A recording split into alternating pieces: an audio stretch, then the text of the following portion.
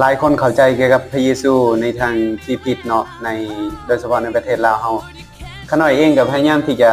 แบ่งปันในเรื่องนี้ว่าหลายคนหมู่เพื่อนของขาน้อยในสมัยแต่ก่อนเนาะเข้าใจเกี่ยวกับพระเยซูบางคนก็ถามว่าพระเยซูแม่นอ่าคนอินเดียจังซี่นะบางคนก็บอกว่าพระเยซูแม่นคนอเมริกาจังซี่นะบางคนก็บอกว่าพระเยซูแม่นคนฝรั่งอังกฤษนี่แหละพี่น้องทั้งหลายคนเข้าใจในทางที่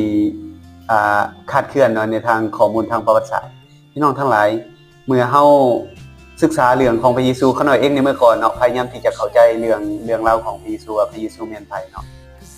จนได้มาพบคำตอบหลายๆอย่างในหนังสือเล่มหนึ่งเนาะที่เอิ้นว่าไบเบิลเนาะหรือว่าพระคัมภีร์เป็นภาษาลาวเฮาพระคัมภีร์ศักดิ์สิทธิ์เนาะหรือว่าพระคัมภีร์ไบเบิลที่เฮาเอิ้นกันเนาะพี่น้องทั้งหลายถ้าพี่น้องอยากรู้ว่าพระเยซูแม่นไผเนาะพระเยซู